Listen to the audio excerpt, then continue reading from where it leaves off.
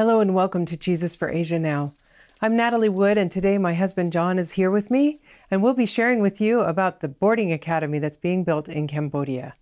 Welcome to the show, dear. Hi, darling. It's good to be here. Yeah, and I'm excited about our show today because it's an opportunity to make a big difference For a lot of people. for a lot of people. We have a young lady named Miranda Lundby who has adopted the country of Cambodia She has. as her home. Or it has adopted her. I think both, probably.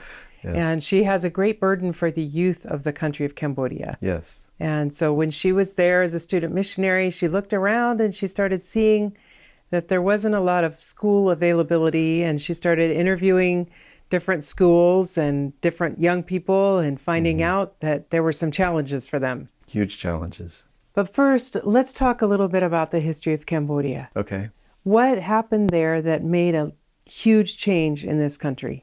Well, up until the 70s, the church was very slow, a very small Adventist presence in the country. But in the late 60s into early 70s, the Vietnam War was happening. Right. And they say that more tonnage of bombs was dropped on Cambodia than was on Vietnam. Wow. It's kind of like a secret part of the war.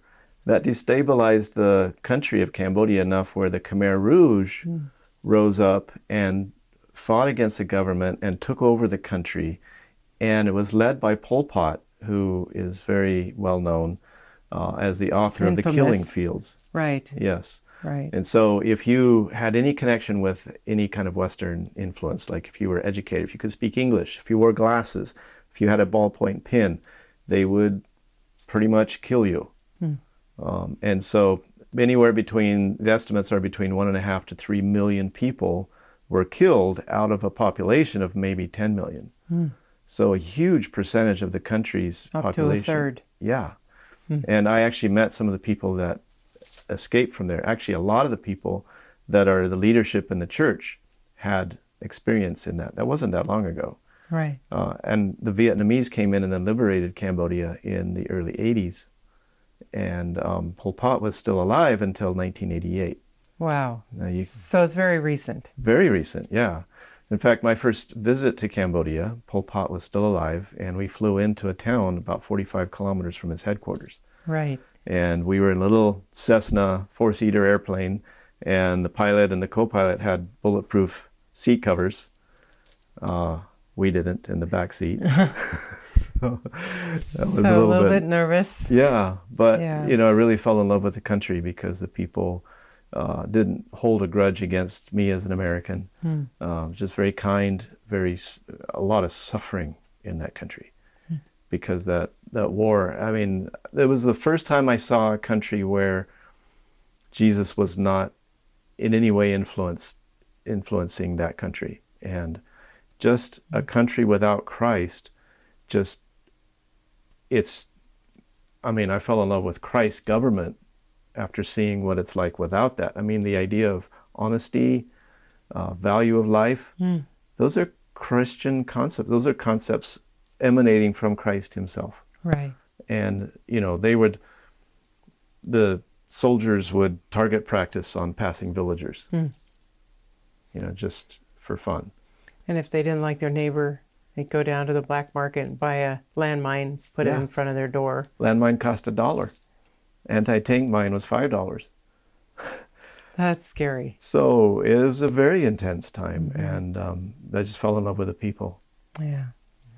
So we have the beautiful people of Cambodia who are recovering from this turmoil, from the loss of all the educated people in their country. And so it's been a rebuilding process for them for a number of years already. Yes. What has happened with the church since things have settled down and people have some sense of normalcy again? Yeah. Well, the country has not progressed economically as it should, as you would expect. There's forces involved with that. But the church, after all that conflict, has really grown. It went from like 50 members before all this conflict to then about 6,000 members. But what's happened in recent years is this church has kind of shrunk back down from 6,000 down to 3,000. So we see a church in decline. And this is one of the things that Miranda, I think, has really got some insight in, because she sees one of the big reasons, one of the big leakage points of the church, why things are declining. Okay. So what is this issue, the key issue that Miranda has seen? Yeah. From her experience, she sees young people, they come into the church or they're born into Adventist families and they go to an Adventist school, most of them. But then when they hit boarding or academy age, there's no place for them to really go. There's one boarding school and it's completely filled. The other one is in the main city and it's completely filled. So the majority of the church members, the young people, they don't have a place to go. So they end up going to public schools. Huge amount of pressure for them to study and do their tests on Sabbath. They don't really have an environment in that critical decision-making age to, to learn about God and to see what it's like to live a Christian life. And besides that, Buddhist beliefs are taught in the school. Yes. So, and probably evolution. Yeah. Yeah, so they've got a number of things that as Christians we don't believe. Right. Besides that, just a very small percentage of the Cambodian population is Christian at all. Okay. And so they've got a lot of cards stacked against them. Right. And so Miranda has a really compelling solution for this problem. Okay. Let's watch the first video now. Okay.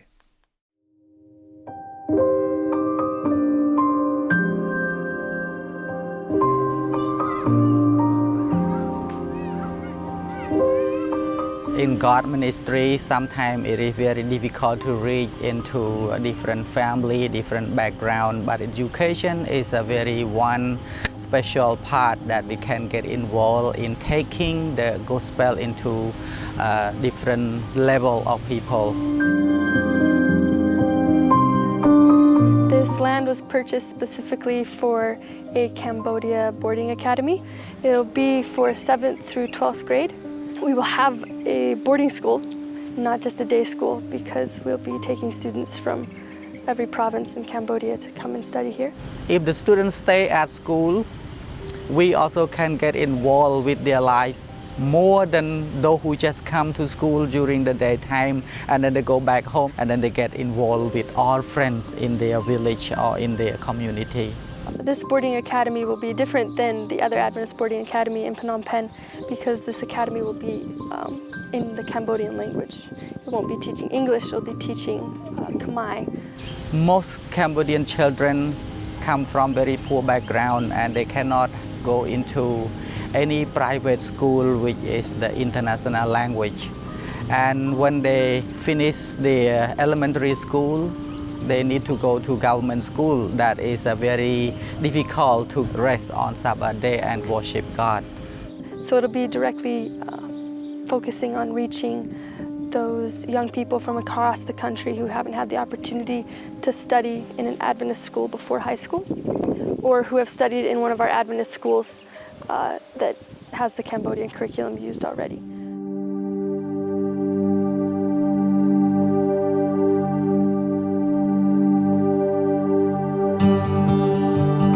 That is very important for the school because if they go to the other school, they will study a different philosophy. They may not learn our concept of being Christian, but our school train them to be a quality young people that can be the Seventh-day Adventist pillar worker in the future. The church in Cambodia is very small. It's a very small mission. So my hope for Cambodia is that there will be a revival among the church where the church members will see the importance of sharing the gospel with their neighbors and with their families. My hope for this school is that the students that come to study here will come from all over Cambodia, and when they leave, they'll be able to be a light in the community. And when that happens, people will start to know about God or have an awareness of God that they weren't able to have before. They might get an understanding of Jesus from the students that come here that no pastor could give to them because we don't have enough pastors, we don't have enough church planters, we don't have enough funds or missionaries to reach everybody. But when we bring young people and they go out and have their own families or have their own work and travel throughout the country, they become witnesses everywhere they go. We are so grateful and thankful for donor who think of Cambodia, who really need education for the children. And this is very opportunity for children, especially those who finish their elementary school and then they don't know where to go, and then they have this school. And I have very thankful for donor who think about our people, think about our children, who in the future will be the one who can help our church grow.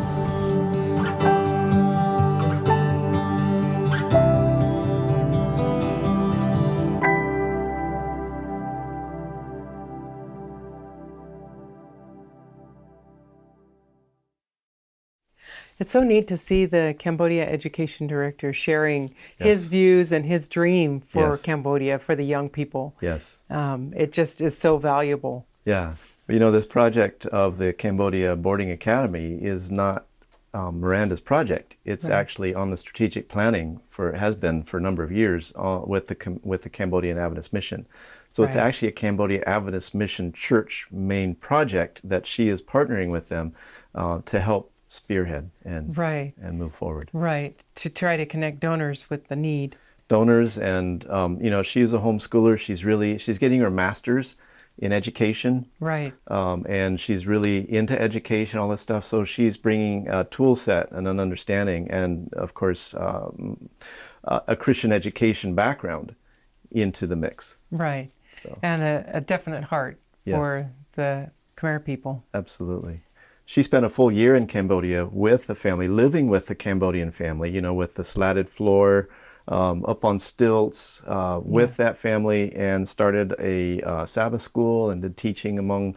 So she really, you know, came close to the local people, and she saw where their heart need was and saw where their openness is also. And so she has a real heart for the people. Right.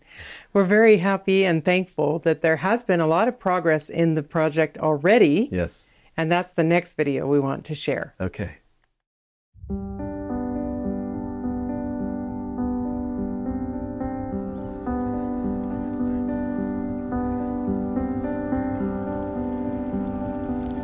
We started looking for land January of 2018, and we looked in a lot of different places. And we also almost bought a different property that's about 10 kilometers from here, but the deal fell through. So we were really disappointed and praying a lot, but God kept saying no, and places weren't for sale that were in the area we were looking. So we kept looking further and further away from the area we originally felt God was leading us to. But in December of 2018, my family actually came from the United States, and we decided to spend 6 weeks praying specifically for the land and God's plan for this project. As we prayed, we kept looking and we kept driving around and just praying every day as we were driving around and praying together at our home. And then one day, our pastor told us about this piece of land that his friends were selling. So we came out here. It was right near the land we wanted to buy previously, but it was closer to the river. It was larger, it was less money, and better for agriculture. So we were really interested, and we asked God to provide the way. And as we prayed, everything got finished, everybody agreed, and it only took about 2 weeks for us to purchase the land.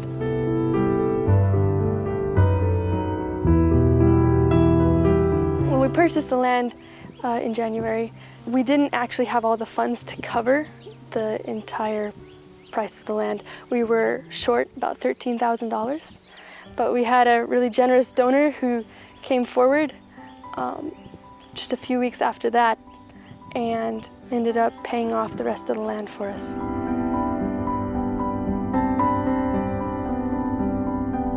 This land is 43 kilometers from Battambang City, and we chose to be outside of the city for a few different reasons. One of the most important is the influence that comes with being in the city. and the noise and distractions that come from studying inside a city as opposed to in the nature, in the quiet.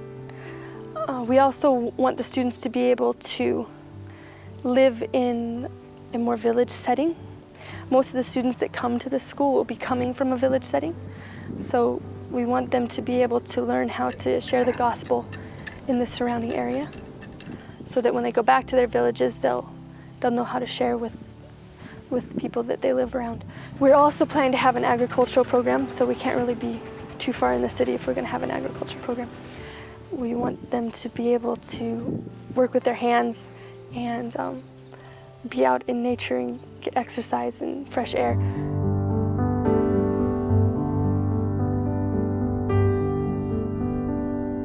There is no Adventist church or Adventist church group in the area surrounding the school land.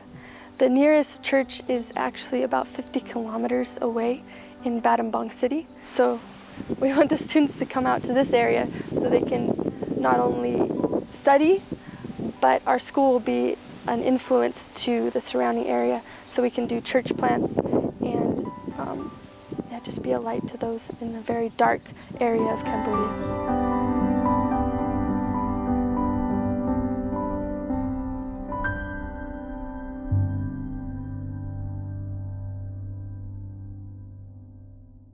That's so neat. That's beautiful property. Yes, and that God provided the donor to pay it off almost immediately. Yeah. That was such a blessing. That is such a poor church in that country. You know, and we'll hear this later in one of the videos. The president says that the average tithe per person, per church member, is $35 a year. Yeah. Yeah. And that's 10% of their income. Yeah, so that means their income... maybe $350 a year. How are they going to build up the infrastructure? We've got to pray and really help to build up this church. Right. Right. And I love the fact that they can do agriculture there.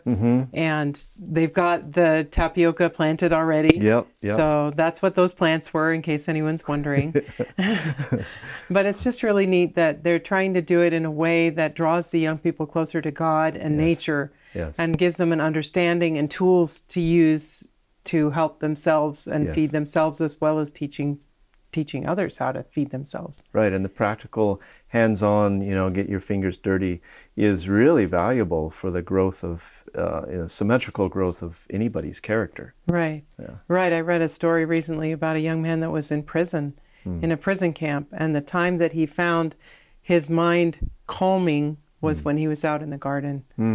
He said it saved his sanity. Wow. So not that we want to equate this boarding academy to a prison, but no, it just shows pretty dramatically. I mean, they thought he was going insane, and when he would go and work in the garden, it would just calm him down. Yeah, being in nature, God's spirit, a gentle spirit is refreshing. Absolutely, yeah. Right. We also have an architect rendering of possibly what the school could look like. Yeah, this is the master plan, the vision of what we're trying to do here. So the gray part at the top is the parking lot, and then that main largest building is going to be the main classroom block and auditorium and chapel.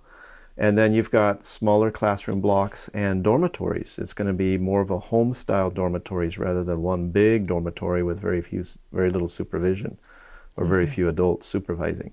And the teachers are also going to live there as well. So they'll have the interaction with the students, the supervision of the students, throughout the whole day, and not just in classroom time. Okay. And so this is another angle at it. In the middle is going to be the flagpole, and then the boys on one side and the girls on the other. So this is designed so that we can start with just a few buildings and then continue to add on as the school grows. Okay. Yeah. The architect that drew this was very smart. He cued in very closely with the type of architecture that we have in Cambodia.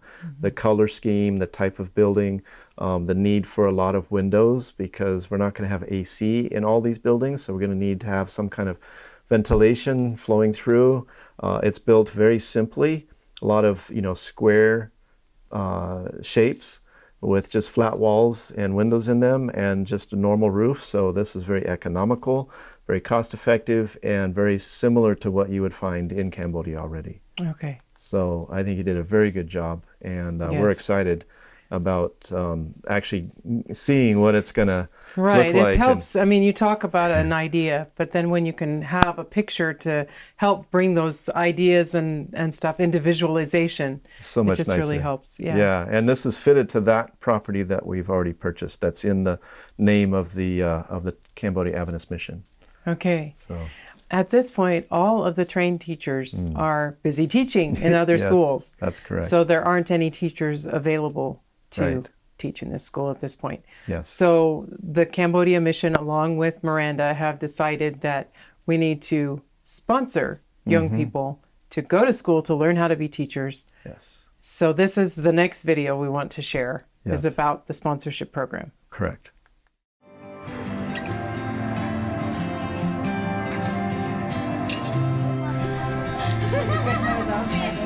Teacher is a very important, and they play very important role in winning soul for God. If we don't train them very well to know our Adventist philosophy, our Christian philosophy of education, they may not well explain to the student about why we are Christian. And that is the very, very first step, that we have to train our teacher first of all to know about the purpose of education in our Adventist. It's not just to prepare the student for this world, but for the kingdom of God to come. We can see most student teacher in the future to be, they are not from Cambodian Adventist school, they come from government school. That's why we need to have some person who take care of them during even their study at the university level, so that we can channel them into the right thought and the right thinking for the purpose of being a teacher in the future. The mission is assisting us in recruiting Adventist young people from across Cambodia who have finished their high school and high school exams and are interested in becoming teachers and working with the Adventist Church. The teachers will come here and they'll study in university. They'll also study Adventist education classes with us and with trainers that we bring in.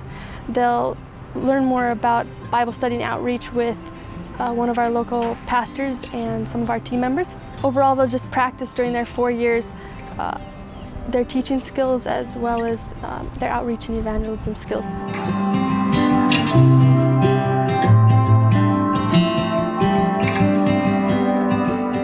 We currently have 5 students who are signed up, and we're looking to recruit more for this fall. Mostly we take the teacher who regular attending the church and trained by pastor, and they know who we are, especially as a Christian. If I'm a teacher, I can share with those who are not Christians about what it really means to be a Christian, like how to live like a Christian in relation with those who are not Christians, so that they can know how to be a witness and share their experiences with them. I think when I become a teacher, I can introduce to them the Word of God so that they can fully understand God's goodness toward them and be able to understand clearly about honesty, righteousness, things like that. I want to have a lot of church members in Cambodia who believe in God, fully trust in Him with complete confidence that God can do miracles, and that He is the one who provides His bountiful goodness to us. To sponsor these students, it costs about $3,600 per student per year. And this covers their tuition, their living expenses, and a stipend for them to live on during their time at study. Our mission is a very small mission, and the tithe that comes in across the country is very limited due to the low income rates of most of the members. So most of the students that they do sponsor now are sponsored from outside resources or through the division.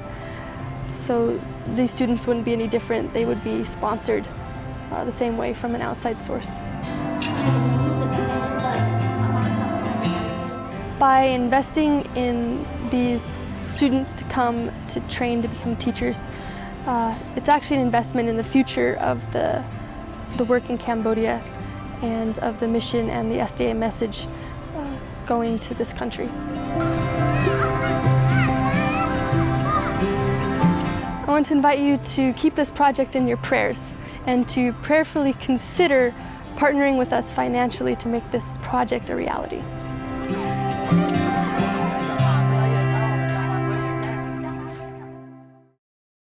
I really appreciate how Miranda, with the education director in Cambodia and others, have thought through what these young people really need to know in order to teach. Yes. And it's such a blessing to have the matching grant available right now. Oh, it's a beautiful thing. Yeah, we don't know how soon that will be matched, but we're thankful for that.